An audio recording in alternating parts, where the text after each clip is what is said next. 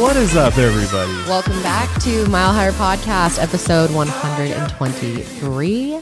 Today, we're going to be answering some of your questions that you guys sent in via voice memos on Instagram, which if you guys want to follow us to be part of this in the future, we are at Mile Higher Pod on Instagram and Twitter. I don't know about you, but I especially love these episodes because I feel like the Q&As, the way that we do them, it allows us to kind of connect with you guys, you know, not necessarily live, but being able to hear you guys, you know, and just, you know, that you're out there sometimes really helps us. And I don't know, it always gets me psyched up to, you know, hear your guys' questions that you have for us. And we always have some really interesting conversations. So I'm looking forward to it. Absolutely. Especially when we get to meet you guys in person. It always really reminds us of who we're talking to and just you're able to kind of put a face with the numbers.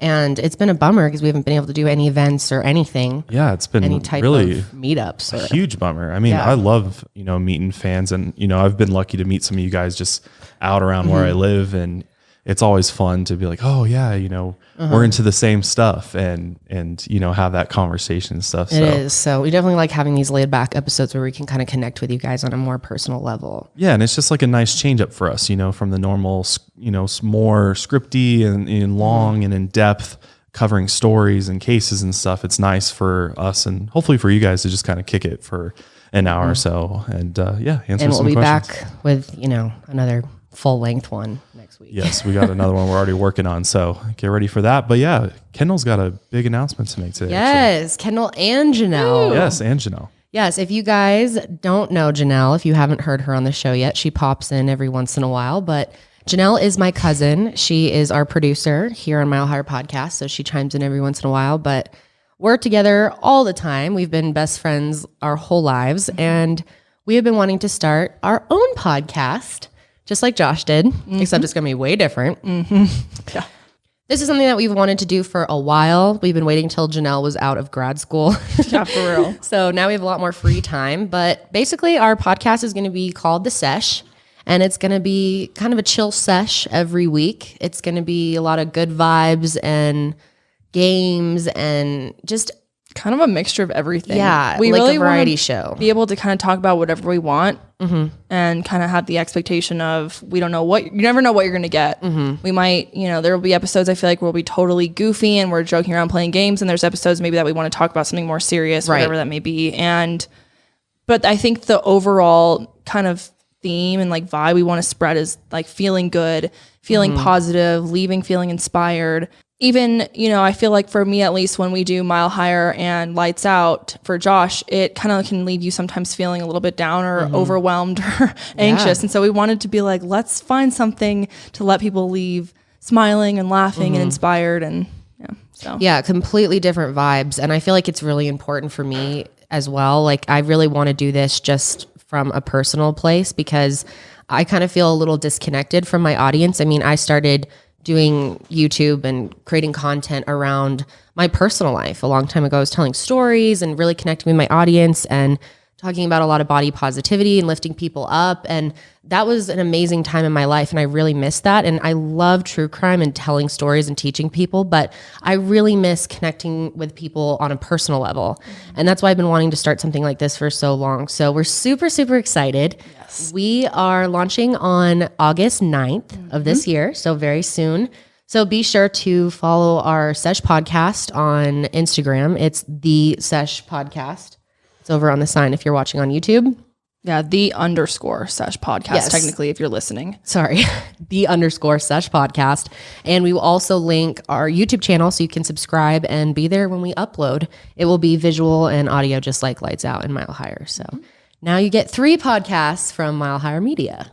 It's good though. It's like rounding out the circle here. Like exactly. Mile Higher's kind of in the middle, Lights Out's on the darker side, and then you know, the Sesh is going to be the light side. Definitely. So that's awesome. I'm really excited for you guys. I think you guys are going to crush it. Thanks. And yeah, I'm going to help produce that show a bit. So I can't wait to see what you guys get into. So It's going to be a lot. It's going to be pretty interesting. Lower your expectations a little bit. Yeah, that's what we keep saying is like, because I feel like so much goes into the sesh or to Mile Higher and into your channel, you know, Kendall Rae. And so it's always like we're, you know, planning ahead and researching and finding articles, and it's a lot goes into it, Lots of behind prep work. the scenes. So we really thought it'd be fun to just have something that's a lot more chill, go with the flow, kind of whatever comes is what you get for the week, and not so much structure and expectations. Yeah, exactly. We really want to have fun with it. I mean, we're doing this at the end of the day as an experience for us, and it is a creative outlet for me, and I'm just so excited. Yeah. So it's going to come out every Sunday, by the way. Yes. Sesh Sundays. Sesh Sundays. So, yeah. So before we get into the questions that we're going to answer today, we have a couple news topics that happened this week. And the first one is involving the Dyatlov Pass incident, which we did a very in-depth episode on this whole deal. It was quite a while ago, I think, that we actually did it. But so if you're not familiar with the Dyatlov Pass incident, basically these 9 Russian hikers, like I said, they died, but when their bodies were actually recovered, it was their injuries to their actual bodies that was truly baffling for investigators at the time, because one of the victims had a fractured skull, 2 others had major chest fractures, and the body of one of the group members was actually missing both of its eyes, and also one of the members' tongues was also missing as well. Now, the big deal with this is that investigators have gone back through and seemingly looked at all of the evidence again, retraced the entire the path of the hikers and everything. And they've come to the conclusion that basically, all of this was due to natural causes. Like their deaths were all ruled a result of natural causes. So both hypothermia as well as an avalanche. Okay. Well, how does an avalanche rip someone's tongue out? That makes absolutely no sense. Or hypothermia for that matter. Yeah. It's not like it freezes off and then your tongue just runs away. Like you probably wouldn't be in the best shape, obviously, but this is some weird shit that's happened. One guy had both of his eyes missing. Yeah. The fuck? Absolutely not. So I think, and their sort of rebuttal to both of those things would be that this was wildlife that was out there while they were there, dead, that wildlife came in and ate the eyes and ate the tongue because those are fleshy parts of the human body. So maybe they Wouldn't go they for eat that more first. than that, or there'd be more evidence More of that? evidence of other stuff. And that's the thing, is there's really not that much, it's hard to tell too, because some of their bodies and injuries were really, really bad. I mean, it's a lot more graphic than the description I just gave, but a lot of massive traumatic injuries to their bodies. So to just explain it away as an avalanche, which, caused them to leave the tent or whatever, and then they ended up dying of hypothermia because of the result of the avalanche, to me just does not answer all the questions that surround this. I mean, there's still so many different things, and honestly, we could dive back into this whole thing from the very beginning and look at it from, this different perspective to try to see if this is even possible for it to be an avalanche and hypothermia. But at the end of the day, I think it's still unexplained. I don't think that those two things fully, at least I know for me and so many others out there, they're like, yeah, I don't buy that. Like, and it's from the Russian government. I mean, obviously they're going to want to squash any ideas that it could be anything else, possibly even supernatural, or I don't know, some type of crazy killer. I mean, there was a lot of theories that were thrown around. Yeah. I mean, everything from aliens to Yetis to the military doing secret exercises up there or testing out weapons that they just never told anybody about. So I don't know. It's a truly bizarre one. And yeah, even the Dyatlov Foundation has refused to accept the conclusion that it was simply the men going through an avalanche. I think there would be more cases that are similar to this. This is such a, there is, what's that other one that's so similar? The American one. The Yuba County 5. Yeah. Their case is pretty weird too, but I mean, wouldn't there be more cases of people getting their tongues eaten out and their eyes eaten out and stuff? If that just is something that happens. I mean, I'm sure they're out there, but at least cases that we hear about, it's very weird because like how this one really stuck with us and carried over all of this time, and we're still talking about it and people are still investigating it and trying to wrap their heads around how this could happen, how that could happen. So I don't think we have an answer yet. I think it's going to be a mystery forever potentially, because at the end of the day, I mean, how are we supposed to possibly know? There's only so much evidence that you can look at before you run out and you're just purely speculating. So to me, to just close this up, say this is our conclusion, everybody stupid. buy it and shut up about it, it's not going to work. This is going to continue on and on forever. I think so too. But the next topic we got for you is about Elon Musk. And we've talked about him quite a bit. And even his company that a lot of people forget he has called Neuralink.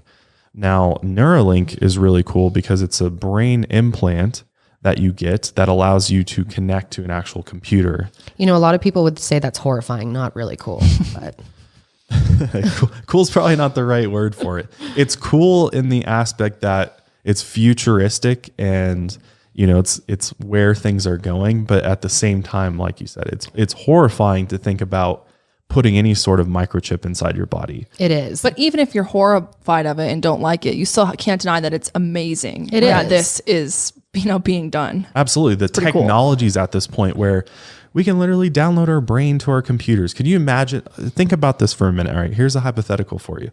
You plug a USB cord into a little implant that you have behind your ear. They inserted it there. You plug it in like your USB cord, go on your computer, you open up the computer page, click into My Brain, and then you could just sift through years and years and years of memories and different things. That's so trippy. And then would you be able to replay them like from your Yeah, you would eyesight? pull it up just like a file. Are you sure? And play the video. Is that really how it would work? Pull the file. It'd be like they figure out a way to. He's not sure. I said hypothetically for a reason. All right. Okay. No, Fair but I'm just saying this is where the technology is going, and this is where Neuralink's going to go eventually. But think about how freaky that is at the same time, because let's say you are thinking something and you don't want people to know what you're thinking all the time. I'm sure everyone has thoughts. They're like, I would really not like these to be out loud thoughts. Yes, absolutely. But then why would you want that on your brain? Like what if someone hacks you? We start having brain hacks. They read my mind. Imagine hacked me. That world is a scary world to Yeah. think about because imagine how much shit would be just slung around at everybody. Exactly. Everybody would be like exposing each other. Oh, look Blackmail. at you. Look at this person's thoughts. They were thinking this bad thing about someone else. Canceled. Right, exactly. I don't know. It just sounds like a pretty scary world to me. But it's the same reason that, it would work the similar way that, our email isn't exposed to everybody. Yes, it can be hacked, but how often is our email hacked and then displayed to the world? But the difference is with your email is you are knowingly putting it on the internet, knowing that there is a small chance it could be hacked. Yeah. Your thoughts should be private. I think, and that's like crossing a line. Thoughts are like the only secure thing that we have. Right. Like think about something else that you literally can't hack into. You can't hack someone's thoughts. Right. Yet. No, not yet.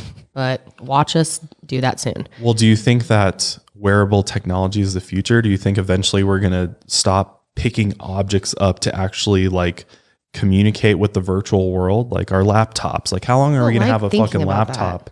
I like my before laptop. It just fucking displays in our eyes. Taurus. I like my laptop. Seriously, doesn't though, need to change. I don't want anything to change. I hate thinking about that. Or like weird glasses or something. Or what if my kids have implants? Fuck that. That's insane to me. I can't imagine being a teacher and kids have implants. How are you supposed to know if they're texting in their heads or not? I feel like that's probably the least of the worries, but there's probably a lot more problems. But this is kind of cool. Elon Musk has recently announced that they're doing a brain implant that they could possibly cure mental illness such as depression and addiction with. Now, Which that I'm is something skeptical cool. on that. I'm skeptical because how do you do this? Right, of course I'm the skeptical of science it, but it does sound pretty cool. Well, if that basically was what he possible. says is you kind of force neuroplasticity in a sense that the Neuralink is able to change your brain chemistry and the literal physical, makeup of a brain, which that is proven to fix depression and anxiety, or not fix, but can greatly treat. Neuroplasticity, changing your brain chemistry, Like similar to using an SRI or ketamine or something? Yeah, well, there's many different therapies that can trigger neuroplasticity, but the idea in general is just the fact that our brains can make physical changes at any point in our lives, and therefore we should be able to actively work on treating mental illness. So if this kind of is like a thing that triggers your brain to start rewiring itself, then it kind of retrains you to think differently or react differently. Physically, from the physical sense, because it's actually in there, like they're describing it as a robot brain surgeon, which that's frightening to think about. Having a artificial object just crawling around the inside of your brain, like is that what it actually is? Your fucking I don't think that's what it is. Well, basically what it is it inserts very fine threads into the brain, and then the threads are covered in electrodes that will create a pathway for messages to travel to and from the brain. And that, that kind of already happens with neuro synopsis and stuff like that. But this is like a man-made piece. Yeah, this is not using what we know about the chemistry of the brain and using a chemical sort of formula to fix what's happening in the brain. This is literally like, okay, we'll just rebuild these with physical fibers that we inject into your brain. And well, maybe that's good. I mean, some people might need that method. Isn't it good to have as many methods as possible? You know, like you can even retrain your brain. A lot of people say with meditation and stuff like that, you don't even need a medication. Yeah. So there's multiple avenues. This would just be one of them. And more ways to help people. God, our world is so mentally ill. This would be good, I'd say. Yeah, I mean, if it's a way to do this on a large mass number of people very quickly, then it could be good. Because yeah, I agree. We have a mental health issue in our country and in the world just in general. Absolutely. So if there's if this is going to help more people, then obviously we want to help more people. My fear is just, how do you regulate this? How do you make sure that this technology doesn't get sold to somebody, who's got ill intentions of using it? That's a good point. Because you got to always know people are always going to take something and try to do the opposite of what it's meant to do. It's how it works. It always happens. So what happens if his Neuralink gets in the hands of, say a dictator or something like that? What could they use it for? Oh, that's freaky to think about. That's really true. So I've kind of also thought of the fact that, like, what if Neuralink kind of gets sucked in by the pharmaceutical industry somehow, and then they turn it into, well, you can have this, but you have to pay a shit ton of money, or you better hope that you're in, something like that, to or where they it's shut off like your mental health. Oh God, that would suck. But like, what if for some reason you had to qualify to get it and pay a ton of money? So it's like, oh, only rich people can get this. So then it's like, okay, so are the rich just again getting richer and better and stronger, and then the poor people like can't afford Neuralink, so they don't get to solve their mental health issues. That's a good point. I mean, I'm sure this isn't going to be affordable, and who knows if like insurance would cover anything like this, at least for a long, long time. I mean, look at anything Elon Musk releases. Is it affordable? No, that's true. Is it for the everyday folk? No. Yeah. Well, I mean, who knows? We're going to know more about this on August 28th. He's doing a big reveal on it, which will be pretty cool. I'll definitely be tuning in to watch that, because I want to know more about how this actually works, because we don't really know that much about the actual implant itself. All we know is it's a little implant that goes, I believe, somewhere around your ear, behind your ear or something. And it's going to allow you to do a lot of things, as well as potentially cure mental disorders, stream music right to your consciousness. Wow. He's also saying that it's possible that it could treat other mental disorders such as Parkinson's. Which, man, you better deliver on that, because those are huge things that, I mean, if he can, I mean, amazing. But I don't know. Elon Musk, he sometimes bites off more than he chews, but I don't know. We'll see. We'll have to see what happens on Bites off more than he can chew, you mean? Yeah, something like that. Josh likes to say phrases, but like make them slightly wrong. I do this about everything in life, pretty much. What were you saying last week that people were just ripping you on West Memphis? Satanic. Oh man, yeah. Sorry about that. For whatever reason, I know it's satanic, but in my head, I like to say satanic because because that to me sounds like more sinister. It's like satanic. It's just like how you like to say salsa. Salsa. And give me some chips. Espresso. Oh yeah. He's like, check out this new espresso machine I got, guys. What can I say, man? What can I say? Joshisms. Joshisms. I'm just joshing, right? Just joshing with you. Anyways, before I do some more joshing, we want to thank our sponsors for today. Today, I wanted to tell you guys about Molecule. Molecule is reimagining the future of clean air, starting with the air purifier. And it's not just an innovation on existing technology, but a scientific breakthrough in air purification. Molecule's core technology, PICO, or photoelectrochemical oxidation, actually destroys harmful pollutants in the air like viruses, bacteria, mold, and chemicals.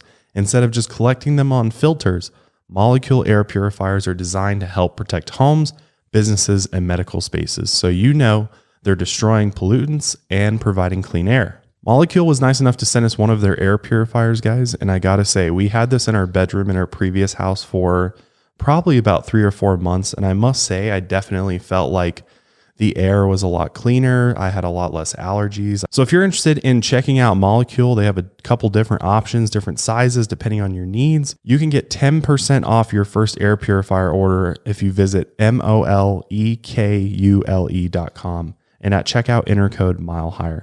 Again, if you want to check out Molecule, you can get 10% off your first air purifier order.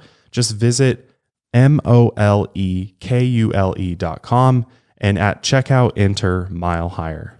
So a few weeks ago, we became members of Thrive Market. It's super awesome. They deliver organic and sustainable groceries right to our door. We've been getting our basic essentials like almond butter, coconut oil, our favorite granola, Purely Elizabeth, Miracle noodles, which are actually pretty good, and tons of our other essentials such as meat and seafood, meals, wine, supplements, beauty products, bath and body products. As a Thrive member, I get the products that I love, and my paid membership provides a free one for someone in need, and that's what we really love about it. This could be a low-income family, a teacher, a veteran, a first responder. Thrive Market even tailors to over 70 different types of diets and values, everything from paleo to keto to plant-based. And in addition to membership matching, Thrive Market has also raised over $750,000 to date through their COVID-19 relief fund. So check it out today. You can try it risk-free at thrivemarket.com/milehigher. Join today and get up to $20 off and a shipping credit towards your first order. That's THRIVE market.com/milehigher to start your risk-free membership and get $20 off your first order. thrivemarket.com/milehigher. What if I told you there was a drink that not only is delicious, but also has 9 different superfoods packed into it, and it helps promote better sleep, protecting your immune system, as well as giving you that full spectrum of vitamins, minerals, and antioxidants? Well, guess what? Today, you have your opportunity to try Organifi Gold. Organifi Gold is a superfood tea, and it's not like those other teas out there. It actually tastes really good. You can mix it with water, with milk, whatever type of liquid you want with it. And it's best to take it towards the end of the day, although there's other options that Organifi has for those other parts of the day to get your day started, midday. But the Organifi Gold tea, I prefer to take it at night. It helps me just get better deep rest, as well as just helps my body recover from the day and workouts and things like that. Not only that, Organifi Gold is certified USDA organic. It's dairy-free, gluten-free, keto-friendly, soy-free, and 100% vegan, which is awesome. So if you're interested in checking out Organifi Gold today, you can order any Organifi product and you'll get 15% off at Organifi.com/milehigher. That's ORGANIFI.com/milehigher for 15% off any product. Again, Organifi.com/milehigher. All right, and we are back. So we are going to go ahead and get into your questions. Again, you can be part of this next time by following us at Mile Higher Pod on Instagram and Twitter, and mainly Instagram because that's where we collect the voice memos from. But anyway, all right, hit us with the first one. All right. Hi, Mile Higher fam. My question for the Q&A is, when it's safe after quarantine, like after everything's lifted and it's actually safe to go out, what's the first thing that you're all going to do? From what sense, I guess? From like a mile Like, higher I guess sense? like what do you miss most, pretty Yeah. much? Like what? Okay. Yeah. Just a fucking... I just want to go to the movie theaters and like have some popcorn and watch a movie. I miss that a lot for some reason. And I never really was that into it before this, but now that I can't, I all of a sudden want to do it really bad. This is going to sound really weird and you're going to laugh at me for this, but I miss the buffets, man. Dude, Same. No, seriously though, like what buffets? sweet tomatoes, man. Oh, yeah, we do love I want to go up good. salad bar. I want to go to Black Hawk and eat at the Yeah. buffets. We've I never miss been Vegas there. buffets. I've like, been there. I've never been there. Well, you better get your You ass to miss Black Vegas, Hawk. you mean? I miss Dude, same. buffets in Vegas. They go hand in hand with each other. Oh my God. I miss both of them. All right. I agree. Hey, I grew up on buffets, man. I love buffets. I just miss going to a lot of restaurants. people do. Yeah, restaurants. Yeah.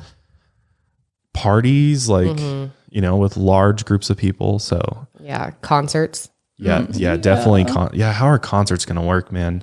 No. We were hoping to go to Crime Con this year. I don't even know if that's going to happen. Yeah. Doubt it. Doubt it. Yeah. It's Sports October. events, I doubt like it. they're saying, like Shit's getting worse.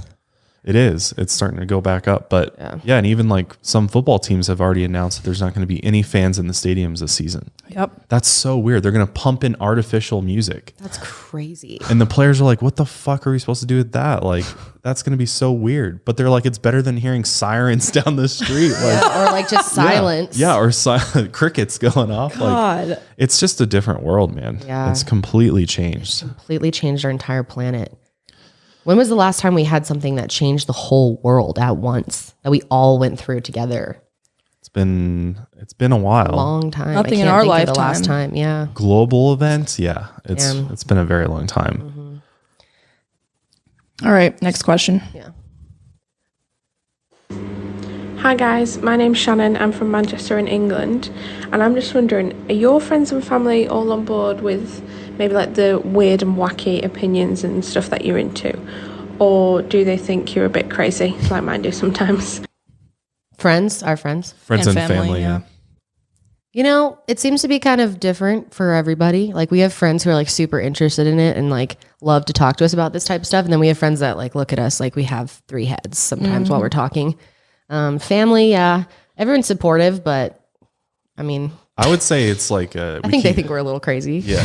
I mean, it depends on what we're talking about too. Obviously some stuff we just keep between like Kendall and I. We don't really talk about it with anybody else because it's, you know, people are going to be weirded out by some of the things that we talk about. But on the other hand, I mean, I think a lot of people definitely are interested in what we're talking about and, you know, like that we talk about some of these different topics, but then there's other stuff that they kind of just completely they fail to just can't mention handle or it. just don't even want to entertain with us or whatever. And again, it just really depends on the person and who we're talking about. But we at least have friends and family that we can like talk to about these things. No one's been like rude to us or been like, you guys are weird. No. But, well, especially yeah. I think since you guys have been like proven to create success for yourself on this, it's like you're taking a lot more seriously and you're not just like on the internet talking Absolutely. about random ghost stories and stuff, you know? Yeah, I definitely think that having a following makes people feel like, well, you know, they must be not just like completely rambling about bullshit. There's people that agree with them, clearly. Otherwise, we'd have nobody watching us right. if we were just, you know, way out there. But I mean, honestly, a lot of our friends haven't even seen our show or don't really know completely what we do. Like they don't really understand it. So they just are kind of like neutral on it. Definitely. or they're just being polite because they don't want to like rehash all the same stuff with us over and over again. That's true. Which I appreciate because it does get a little tiresome, like talking about some of these topics like over and over and over again. But hey, you know, at least we got somebody to talk to them about. Hi, my name is Hillary and I'm from Texas. The question I had for you guys is, do you think that Pizzagate has any premise at all? A lot of things have been coming about sex trafficking and the Wayfair scandal, and I was just wondering y'all's opinion on it. Love the podcast. So I know a lot of you are really curious about our thoughts on these theories in general. There's, you know, a lot of theories regarding sex trafficking out on the internet. And when it comes to these, it's really hard to figure out what's true and what's not because there is so much bullshit out there, photoshopped things, just fake documents that are released, so much of it that it's hard to see what actually possibly could be true. Because there is some elements to those theories that we believe possibly could be true and actually do have evidence at the end of the day. And there's for sure some questionable things out there. But the problem is it's attached to a ton of things that are not verifiable, are not sourced properly, can be debunked, make no sense, have been debunked. And it's hard when that information is all tied together. It doesn't feel like something that we can at the end of the day believe fully or not believe fully. We're somewhere in the middle where we don't fully know. And we take things like this seriously. You guys know we work with Thorn, and human trafficking is a huge issue. And we both feel that at the end of the day, it's important that we keep things factual. That stuff is reported to the right people and handled by the right people, because at the end of the day, a bunch of internet armchair investigators should not be handling these situations. And that's why we don't like continue to spread things constantly unless they're things that we can for sure verify are true. And that's what we wanted to have from the beginning for this show. You know, when we decided to talk about conspiracies, that's a big deal. We don't want to spread false information to anybody. So we try to keep everything on our show somewhat verifiable or make it clear to you guys that we're not sure about stuff when we aren't sure, that we're never pushing things as fact without knowing. And I think that's hugely important when you have a platform to make sure you follow that. Yeah, especially because the biggest issue with this is the allegations that these theories make are extremely serious crimes and things done against children that you can't take any of this lightly. And I think people are sort of just, jumping on that, hype train of like, let's get this person, locked up. Let's get this person arrested for these allegations that are just floating around on the internet. And without any actual proof. Again, you like with any other crime out there, you got to have evidence to be able to prove beyond a reasonable doubt that this person did the crime. And unfortunately, we're in a world where everybody likes to sit on Twitter and, assume things and make things up. It's reshare information without knowing if it's true or not. A lot of these accounts are straight up bot accounts. Like, it's really bots, bad. like robots. They're not even real people operating these accounts. And plus, you got to think about some of these accounts that claim to be patriots and whatever else. They could literally be Russian agents that are working for another government in order to try. You don't think that there's other countries out there that are trying to get us all riled up against each other and be like, oh, you're supporting them. They did this. And it's just gotten completely out of control. And a lot of the times this stuff comes from sources that have been proven wrong over and over and over. They report things that never fucking happen. They report things that are literally photoshopped, and they're spread around like wildfire. And it's a big problem when people think that, I guess you could say, being woke means believing every single thing you read on the fucking internet. That's a major problem. The internet is filled with trash, filled with lies. There's so much. Yeah. And if you think that being woke or enlightened means believing every single one of them and not thinking through each individual theory or idea or situation or accusation on its own and making a decision from there, that's a bad way to think. You should be thinking critically if you want to uncover the truth, because that's what you really want at the end of the day, the truth. You don't want to end up believing lies. And so that's why, those things are hard to cover, because there isn't, that much verifiable information at the end of the day. Which on the other side, people are saying, well, that's because they're hiding it from us. They don't want us to know about this stuff. So possibly, which is a possibility. But also, again, you got to look at, out of everybody over the course of the history of the internet, who has been reliable in the information they've brought forward. What we've found is that there's a very select few number of people that actually bring forth reliable whistleblowers and stuff. Yeah. Yeah. As well as like WikiLeaks, things like that, where you're actually producing official documents that are from the government. They're verifiable. You can actually connect them back to people. That's one thing. And that's the part about Pizzagate and all of that. When you look at, the Clinton emails and all of that stuff, we are 100% like, oh, they need to investigate that. We need to look into this further. Yeah, we're not denying it in any way. To figure out what's actually going on here, because this doesn't make sense. It's very weird. And the Podestas and all that, we're 100% there. Like, this is weird. They should be investigated. We should really try to figure this out. So much bullshit attached to all of that it's hard to be like, oh, I just believe in the whole thing, because there is so many things that are just wrong, and people that attach their own personal agendas and beliefs to theories and push them. And that's a major problem. That's the fucking keyword there, because I challenge you, the next time you're on Twitter or on the internet, YouTube, and you watch something and everybody's reacting to it, the mass majority of people are all like, oh, wow, this is crazy, mind blowing. You got to take that next step to look who's actually delivering you the information. And why do they want you to think? Why are they pushing that agenda? And then when you dig a little bit deeper, you start realizing, you'll be shook at who's behind these things. You find the answer and you realize this is why they're doing this, is because they're pushing one side, whether it's politically, religiously, they have an agenda that they're doing. Is it truly to just, fight the cause of human trafficking? And that's what they're really, no, most of the times there's other agenda mixed into there. And that's why this is so tricky.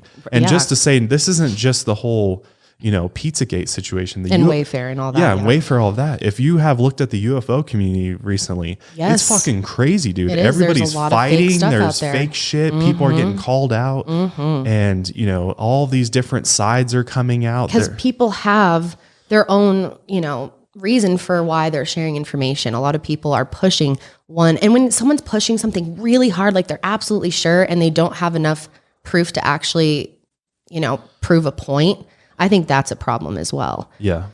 And it's just the hardest part about all this. And I don't have an answer for how you navigate this, because I don't think anybody does, is that people that are pushing an agenda are mixing in truths, interwoven That's into how they're getting people.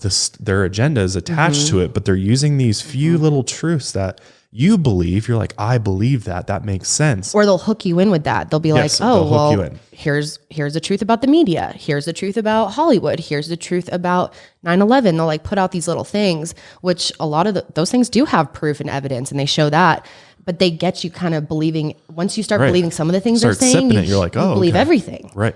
And sometimes they push And then things by that, the end, they nail it home. and they're like, saying things that boom. are not verified, don't have evidence, Yeah. as if they're fact, as if they're just as true as the other things that they're saying. It's just, Exactly. It's hard to kind of weave through it. It is. It's very difficult. So, for those that are, questioning things and wondering like if something you just watched is 100% true or not, I implore you to look deeper and actually try to verify things that they say, that they, they'll claim that they have sources. They'll claim that, this is fact, but actually go check for yourself, because you'd be surprised at how much bullshit is out there. Yeah. And for people who say like, we must not have been down the rabbit hole or assume that we don't know about things.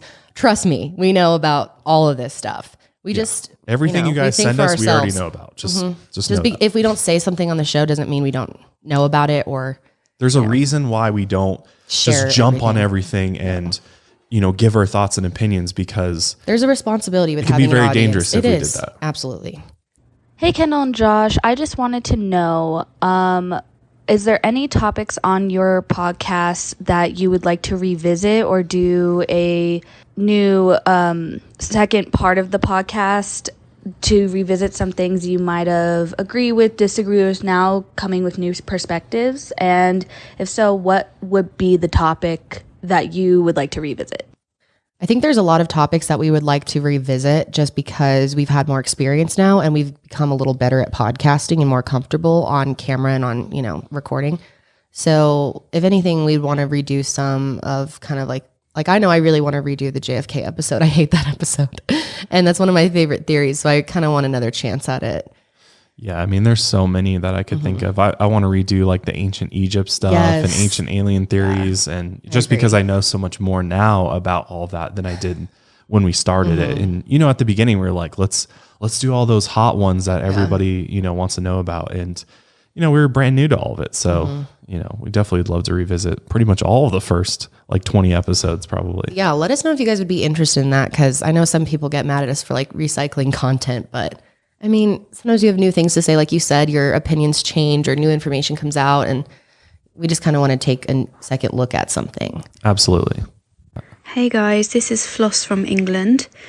I just wanted your opinions of trying to open someone's mind who is really reluctant to learn new things about the universe or extraterrestrials or just new concepts of life. All of my family are quite close-minded, and I really want them to learn about all the new ways of how the universe may have come into existence. And I'd really like your thoughts on how I could kind of persuade them to open their minds and experience all these new theories and just learn. Yeah, thanks. Hope you're keeping safe. Bye. That's an absolutely great question, because I definitely have had that same question. And I think the way that I would have to answer that is, first of all, it sounds like potentially your family or your parents may be religious, which, as many of you know, I grew up in a very religious family, and my parents are still very religious now. So obviously I'm not at that same place that they are. I'm on quite the opposite spectrum now. So yeah, it can absolutely be hard to talk about interests that you have. And, there's so many things that I know that I would love to go talk to my parents about or question what they know about it. And I just know that that conversation would end really quickly, because my parents would get very uncomfortable and probably just shut me down and say, I don't want to talk about that. But I think a good way to go about opening anyone's mind is to try to really invest in that person first and try to build a relationship with them to a point where they do start trusting your opinion.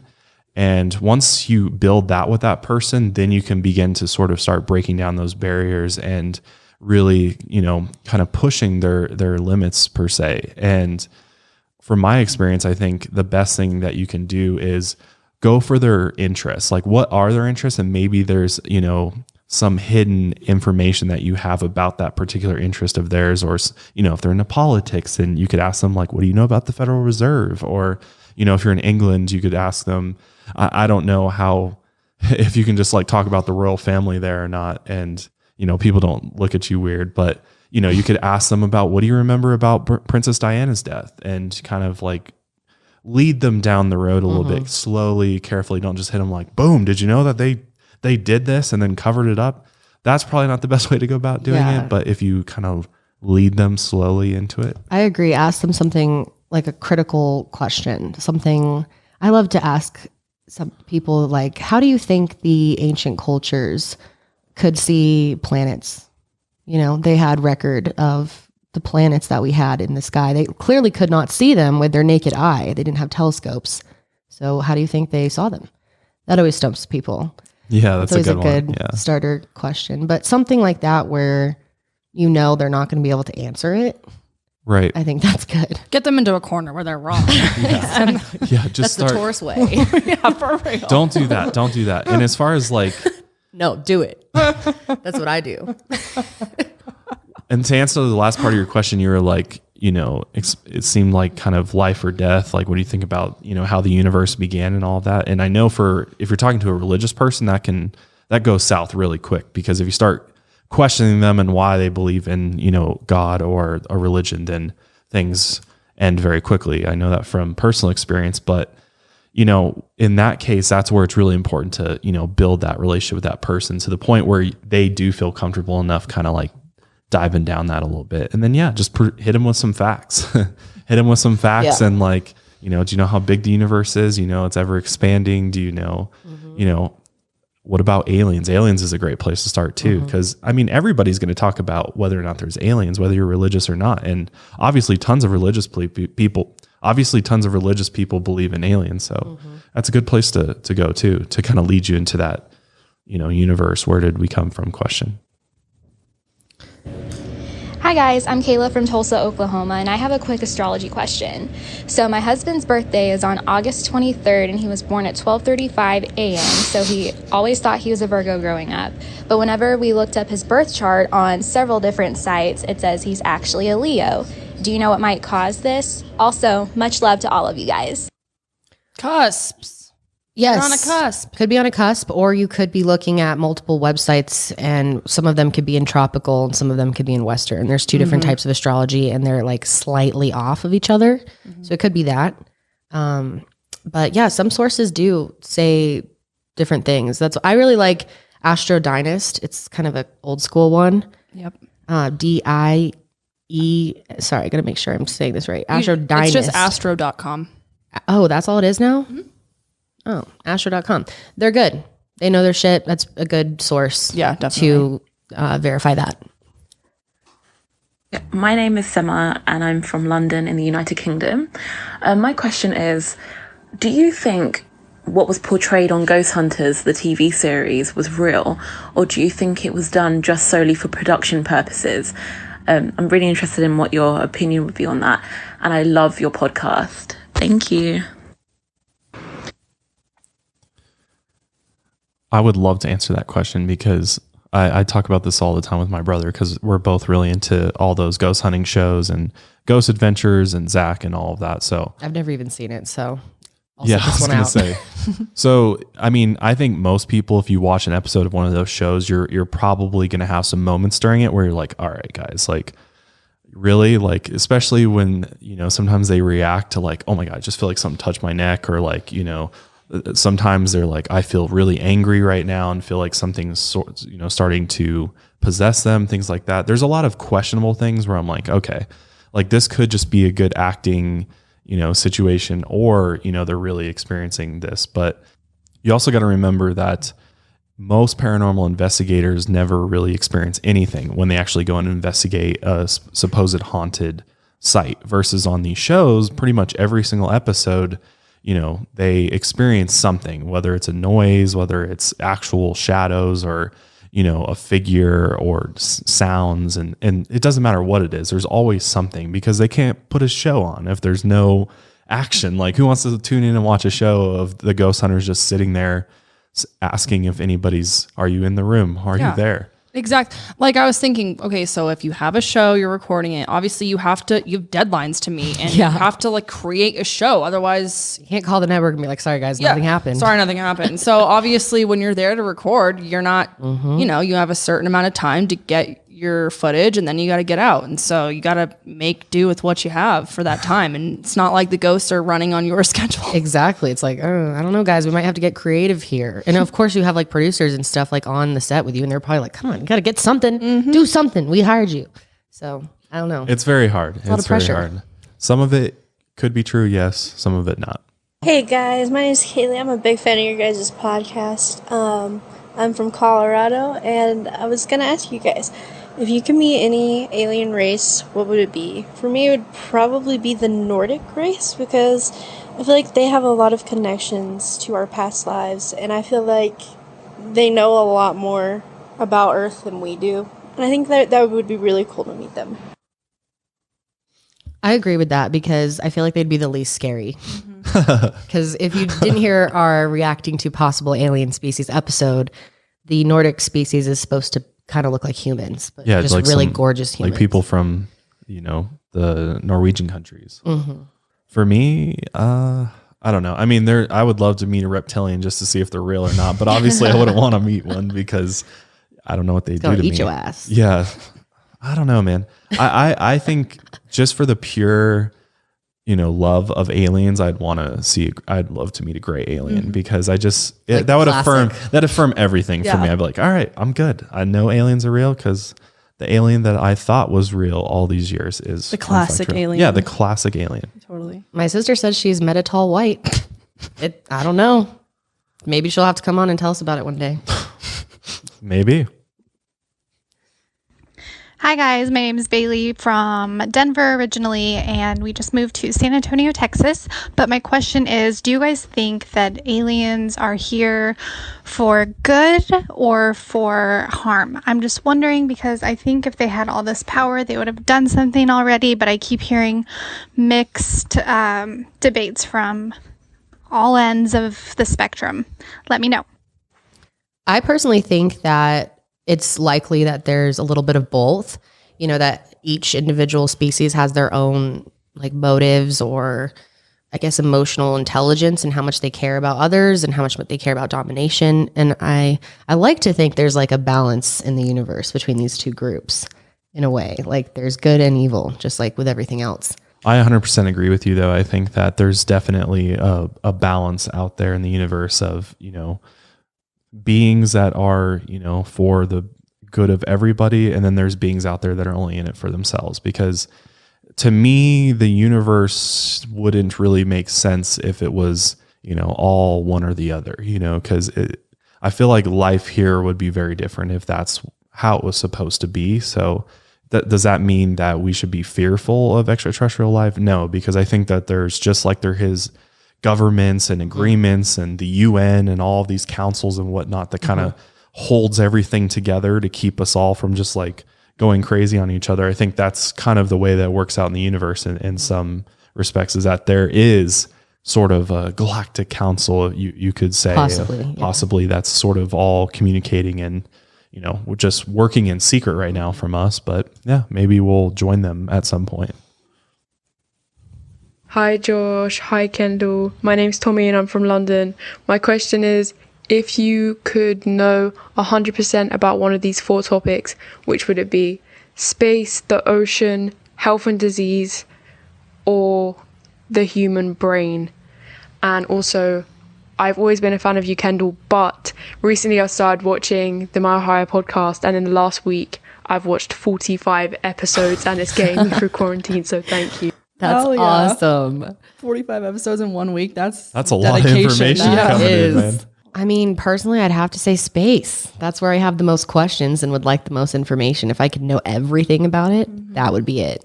Unless if I was the master of the brain, that meant that I knew how it worked, like where consciousness came from. Because that would be like kind of a godlike state if we could, you know where consciousness lies. If it lies in the brain or if it lies, elsewhere in the body, or maybe it's external. It floats around you or something, for all we know. Yeah, that's cool too. I mean, our podcast would be a hell of a lot better if one of us was an expert in one of those topics. We're all an expert at each different topic. Oh, damn. Can you imagine? That'd be pretty cool. Be the best podcast I'm a pretty ever. good Google searcher, though. Yeah, we have degrees in Google searching. Yeah. But great question.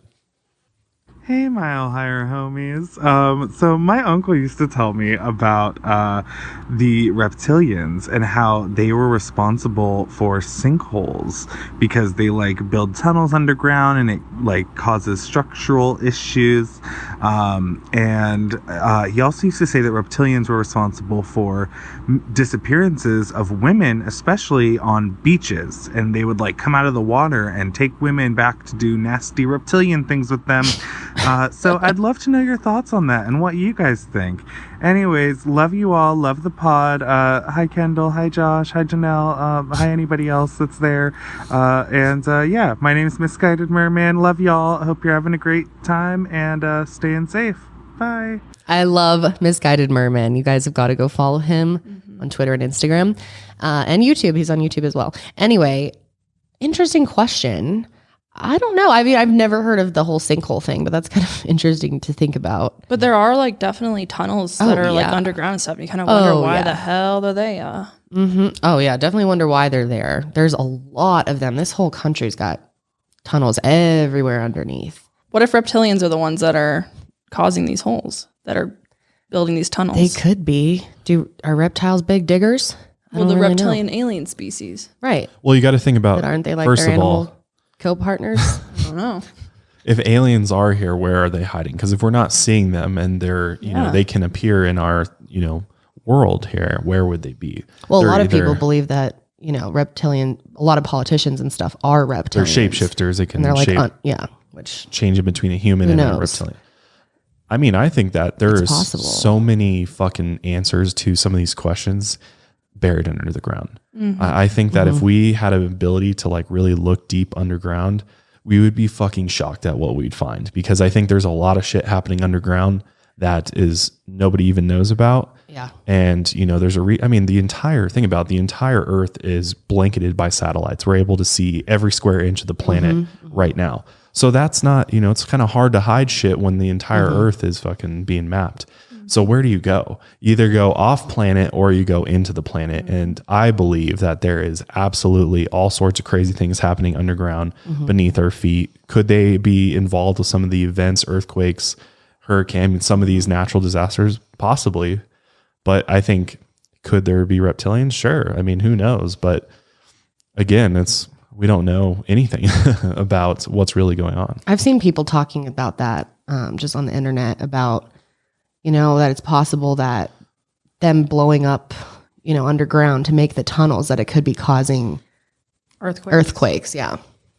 Sorry, it was really hard to get that thought out. Hey guys, my name's Katie and I'm from Australia. I'm wondering if you guys think that with everything happening with the Black Lives Matter movement and the issues with police finally being brought to light and examined, if you think we'll see any changes in regards to the way murder investigations are handled, especially since some police departments seem to overlook crucial evidence and jump to conclusions with limited questioning. For example, the case of Christian Andreacchio. I love your podcast and I'd love to know what you think. I mean, I hate to confidently say I think changes are being made, but I do feel like we have seen some pretty big things happen that I believe are because of people getting angry and getting loud and coming out in numbers that we have never seen. There's been a few recent cases that have had movement in them that I don't think would have been unless people, really pushed for that.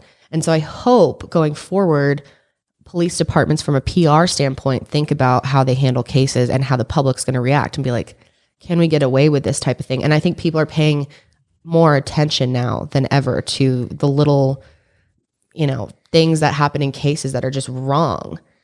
Yeah, we're gonna hold them accountable at the end of the day. The public's gonna have to hold the police departments accountable. They are starting to wake up to that fact that I think we're really starting we to do cannot just do whatever the fuck we want, like we've been doing for 100+ years that police have been around. Like that's kind of been the status quo for them, is that you don't question us. Our investigation's private. You stay out of it, and we'll tell you what we find. And I think ultimately, I think policing is going to have to be more of like a community effort, because think about how many more cases would be solved if we were, kind of crowdsourcing the investigation a bit more and getting more like we're so fucking connected that why not take advantage of that? And why don't we modernize our policing and investigating, and actually, like, there should be somebody at the police department who's on social media, actively searching through social media, interacting with people, trying to gather tips and information, making sure that the public's aware about what's going on, and there's open lines of communication there. That's the biggest change that I hope will come out of this. And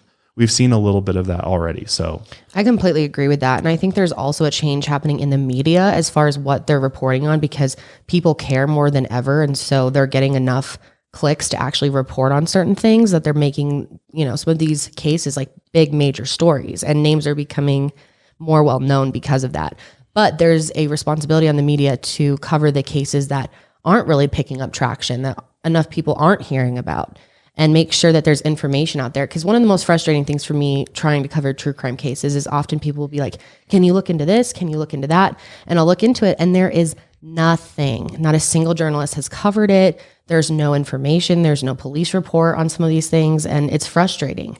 So I think, it's a group effort. It's people caring, media reporting, and police therefore changing what they're doing because of us caring more than ever. Right. I mean, at the end of the day, if we work together, it's going to make everybody's job easier. It's going to save more lives. It's going to help more families if we are working together, instead of like, there's too much division right now between the police and the population, and mistrust.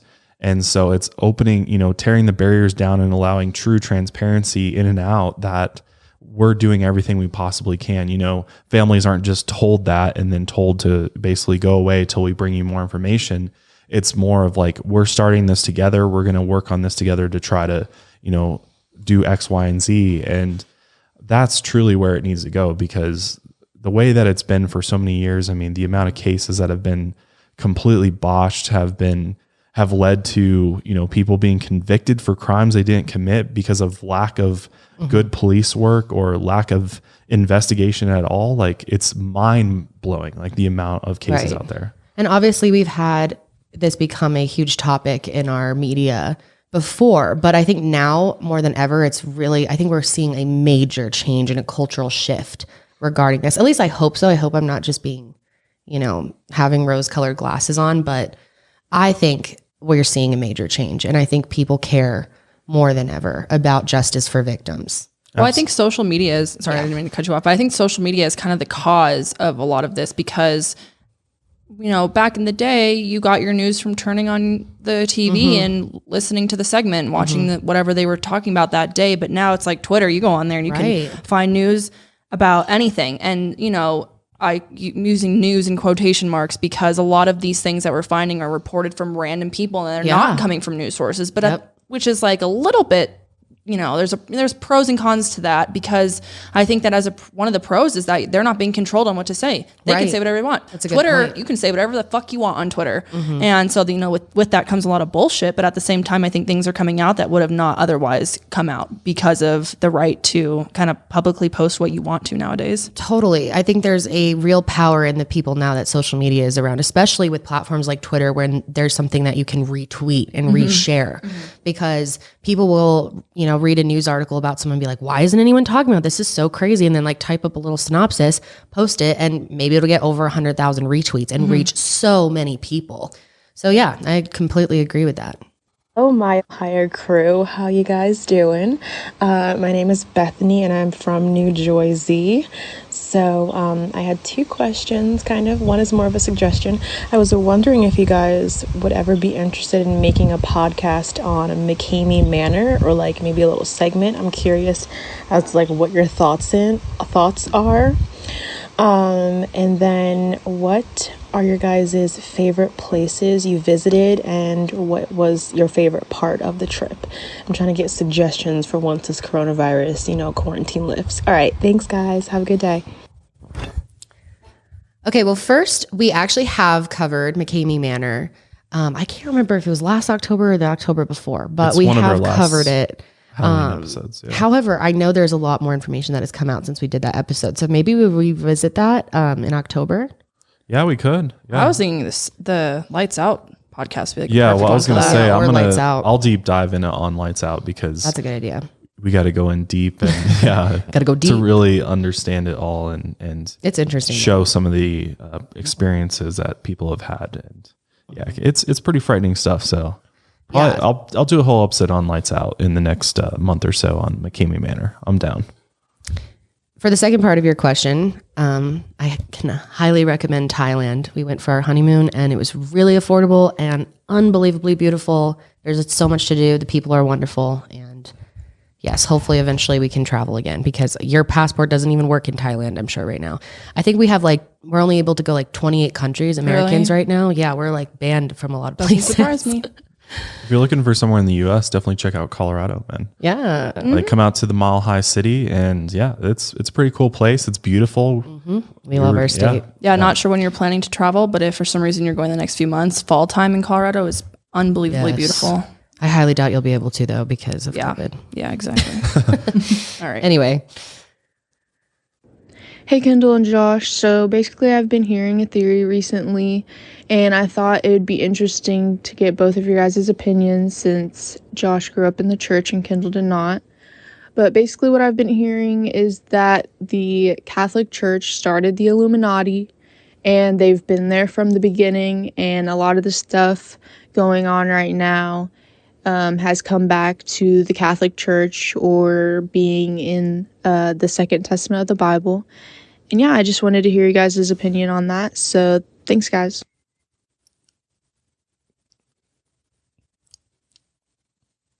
I don't know anything about this, but I didn't know Josh if you wanted to touch on it. Yeah, I can touch on it.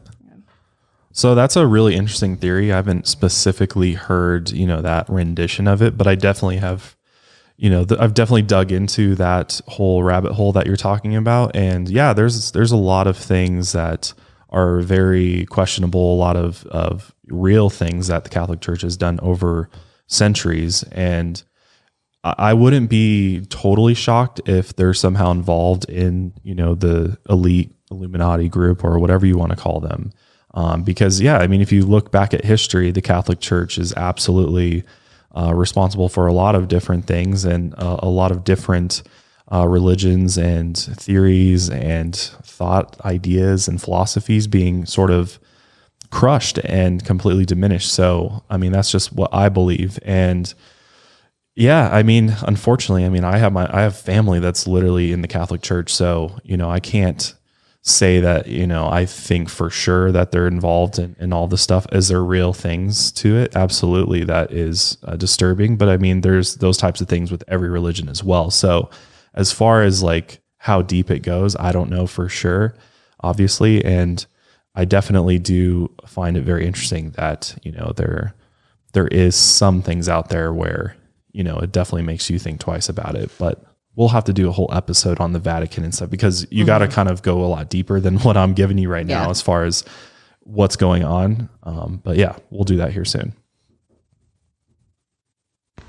Hi guys, my name's Siobhan. I'm from Scotland, and my question is, what would be your death row meal?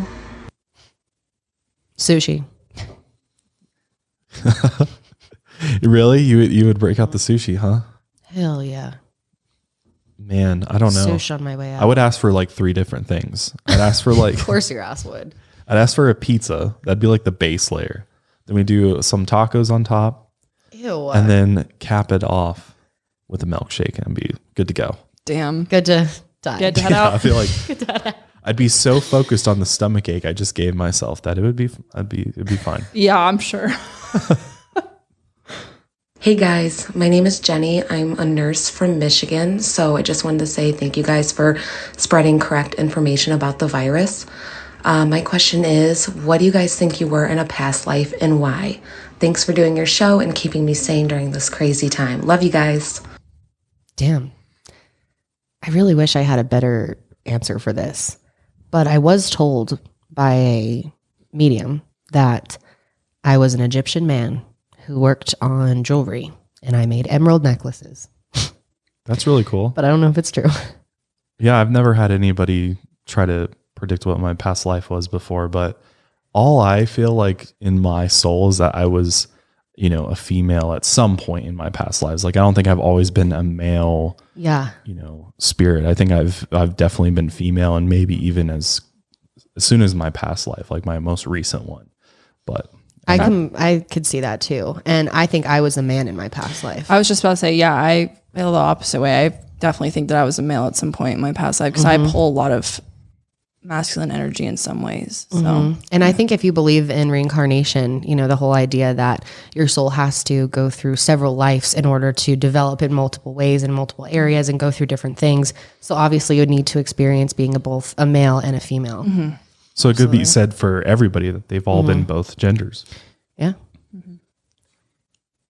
Hi, Kendall and Josh. My question is, do you guys think we are going to get full disclosure on extraterrestrial life soon? I've noticed in the media and on the news that they've talked a lot about aliens and UFOs, and I just have this feeling that something is going to happen, and I wanted to get your thoughts on it. Thank you. I think a lot of people have that feeling, and of course we've heard many whistleblowers and people over the years saying that, even Dr. Greer, that potentially there could be, you know, that it will be disclosed to people at some point if there is 100% information. It's going to happen. I mean, I just tweeted a story today that talked about how Senator Marco Rubio is actually like leading the charge in order to declassify UFO files right now, because there's a lot of debate right now about whether or not UFOs and, you know, the alien issue is actually, the government's saying it's a national security risk. So that's kind of the mainstream sort of narrative about UFOs right now. But at the same time, you got other people out there that are saying quite the opposite, that this is all staged, that, you know, there's, you know, a lot more happening behind the scenes. And in fact, you know, they're peaceful civilizations out there that are looking to communicate with us and build a relationship with. But will that information come out? Do you think it will? Like, and soon maybe? A lot of people have been saying, like, with 2020 being as it is, who knows what could fucking happen? Maybe this is the year. Could be the year, or it'll be, you know, 10 years from now. I mean, we just don't know. Yeah. I mean, there's definitely no way of knowing, but it would be cool to know soon. Although I'm kind of nervous for them to tell everyone, because if it's like known and confirmed, I just think people are going to go, some people are going to go just insane. Yeah, it will change the world forever, for sure. Yeah, you think COVID changed the world, aliens will change the world. knowing that we're not the only thing, confirming that we're not the only things that exist. That would be that's going to blow some minds. Can't wait. Hey guys, my name is Tyler from Sacramento, California, and I was wondering what you guys do to prepare for your podcast. To see you guys are always looking at your laptops, I was wondering, are you guys looking at the same article, or are you looking at like notes that you guys have created days prior to your podcast? I was just curious on what you guys do to prepare for each podcast. Yeah, I mean, you're pretty spot on. We have the laptops here because, again, there's so much information that we pack into these episodes that I can't possibly memorize all of it and like recite it from memory. So yeah, we create an actual outline every week. We research it heavily with tons and tons of sources, as much as we can gather on the subject. We try to put it in there. Obviously we have a time limit as well, but yeah, that's exactly what we're looking at. Is we're all looking at the same outline for our show. We try to structure it and have it as organized as possible. Hi, Josh and Kendall. This is Tara from Hebron, Indiana. And my question is, what are some challenges you think the next generation will have to go through? I think there will be many challenges that the next generation has to go through. I mean, everyone has their own unique challenges when it comes to whatever technology comes out while you're, growing up. I think that's a huge thing. The fact that we grew up with computers and our parents were millennials, didn't, is, already there's so many challenges that come along with that, and challenges for parenting as well. Oh yeah, we're not ready for what the future technology holds and what that means for our kids and our grandkids and future generations. It's just going to get like we said at the very beginning of this episode with Neuralink. I think that it's going to be, how do we separate ourselves from the virtual world and the physical one? Because quickly the two are coming together and are becoming one, which is also called the singularity, which a lot of futurists really believe that the singularity is going to happen where we merge with technology 100%. So if you think about that idea, or have ever explored what the singularity is about, it's quite a different future than what we actually experienced growing up, and even what past generations experienced. So it's going to be, I think that depending on, where you're born, it's going to become challenging for us. But for future generations, I think that grow up in that type of society, it's not going to be as challenging as we think it's going to be for them, because it's just going to be what they know. If you're born into a world where your technology is a part of you, you're not going to think it's challenging. You're just going to think that's how the world has always been, just like we thought how the internet's how it's always been. Yeah. But you know how that works? I see your point. I do think there could be some major challenges, especially when it comes to humanity being connected spiritually to the universe in the way that we're supposed to be. I feel like the more technology that we have, the more disconnected we're becoming from our true selves in a way, and critical thinking. And I think we'll become less social. I think we already have become less social since technology has come into the picture. I mean, a lot of people don't even like talking on the phone. They just want to text, and talking on the phone gives them anxiety. And there will be things like that become problems in the future. I think one thing specifically is global climate change. Right. That's going to be a huge one, because it's just getting worse. And it really sucks to think about that a lot of, future generations to come are going to just be born into an already created disaster that they really had nothing to do with. And it's sad to think about how are their lives going to be different drastically than what we know, because of the fact that our world is physically suffering. Yeah, I think that's probably the biggest challenge facing humanity for sure. As far as future generations go. I mean, it's affecting, as of right now, it's affecting our generation in ways that maybe most people don't think about, but we're right on, the verge of it becoming an everyday issue for humanity, where it's going to affect our daily life so drastically that everything will have to change. So yeah, I'd say that's like the two biggest challenges we're facing is too much technology and in our balance with technology, and global warming. Because with the technology too, you're also fighting the programming.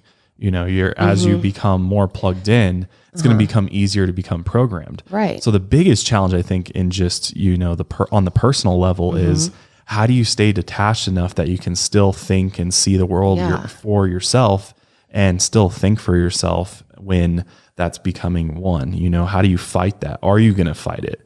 And that's for sure the biggest challenge, because if you give into that and you become programmed by this technology that you've become a part of, then everything changes. And I completely agree. That's the biggest thing, I think. Yeah, and another huge problem with that is just the idea that so many jobs are going to be replaced with robots, and even things like truck driving, there'll be robots driving trucks, and there's robots delivering Postmates now and stuff.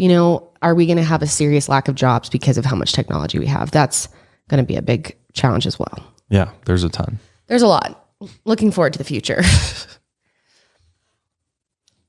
Hi, Josh, Kendall, and Janelle. I hope you're doing well. I'm Abby, and I'm from Philadelphia. I was wondering if you could give your thoughts on the Ted Kennedy Chappaquiddick scandal.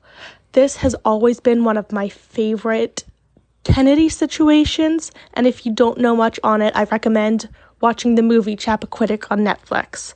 Love you guys. Thank you. I am also very interested in Chappaquiddick. I love that whole story. I've done a video on my channel. If you haven't seen it, just search Kendall Rae Chappaquiddick. But I'd like to do a podcast on it sometime. I've seen the movie. It's wonderful. It's so fascinating. It's that really case good. is really interesting. It is. And I think Ted Kennedy's guilty. There's a lot, man. There's definitely is. a lot to get into with that. But I agree. I think that one's super interesting. And the Kennedy family, just as a whole, there's so many seemingly secrets and different things that really would make a difference if we knew the truth about them. We've talked about the Kennedy curse as well, and I think that just adds to it. It's very interesting. I'd like to do a podcast on that eventually. Let's do it. Hey guys, my name's Ciara. I'm from the Bronx. I was just wondering, I know that you did a podcast with Kathleen about astrology, in the past. And I was just wondering, would you guys be willing to do another podcast where you go more specifically into your own charts, maybe with a professional, just to make it more specific to you guys? I thought that would be really interesting. I love you guys. Love the podcast. I think that would be a great idea. And that might be something that Janelle and I might do on the sesh. We want to do a lot of astrology related content on there. So we would like to bring some people that can give us some more expert take on our charts and kind of explain things. But yeah, maybe we'll do it on Mile Higher. I mean, like we keep saying for every question, COVID's really holding us back from doing anything right now. I can't have any guests. So yeah, it sucks. I feel like you finally got into the studio and then COVID hit. We're like, wow, we're going to have guests and so much room and all this cool equipment. Awesome. Wrong. Yeah, very wrong. But that is something we would like to do in the future. I think that would be a great episode. Hi Kendall, Josh and Janelle. I'm Ellie from Wales in the UK. I was just wondering, if you think that aliens came to Earth, would they be able to communicate with us with a language? And if so, what language do you think they would speak? Or do you think they would have their complete own language and we wouldn't actually be able to communicate with them? Well, if they're like really evolved, maybe they have some type of technology that can translate any language in the universe. Well, I feel like we would probably speak to them via math because that's like a universal quote language. Yeah, that could be possible. Or maybe signing pictures. Or if you look at actual people that have had alien abduction experiences, pretty much all of them say that if they encountered beings that they communicate with them telepathically. And that if you think that, you know, these species, like in our episode about the alien species, we were talking about how, you know, where are they at on the consciousness scale? Like where, if they're a high enough consciousness, then they could obtain the ability to communicate telepathically, which would just mean that their thoughts are able to be pushed to our brains where we're able to perceive what their thoughts are. Translates between brains, or are they thinking in English? Well, and sending us consciousness, English thoughts. Yeah, I mean, I don't know, but I think that consciousness is probably, there's some connection there between any intelligent being. So there's obviously got to be a way to communicate telepathically that way. But I also think that they would probably have their own language too, whether it's clicking or, you know, licking the air or something. I mean, who knows what they do. Licking the air? Yeah, wouldn't that be funny? That would be really funny. If they're just like SpongeBob shit. Yeah, like that. Just when does next bus leave for Bikini Bottom? Who knows? Next bus leaves in 5 seconds. Who knows though? I mean, it's very possible that they have their own language too. So I think it's both. Well, and what was that one movie where they speak in like pictures? Arrival is Right. what it's called. Is that what it was? Yeah. Hi, Kendall, Josh, and Janelle. My name's Samantha. I'm from Topeka, Kansas. And my question for you is, do you think Kanye West running for president, saying the slaves were not freed by Harriet Tubman, is he woke? Does he know something we don't? Or is he another conspiracy theorist? Okay, so here's my thoughts on Kanye, and I hope this doesn't get taken the wrong way. But I see what Kanye's trying to do. He wants to be this like visionary person. He's always talking about like Mark Zuckerberg and Elon Musk and, you know, the great minds. And he wants to be one of those great minds. And he thinks he is. You know, he compares himself to like Walt Disney. He wants to be someone that's super innovative.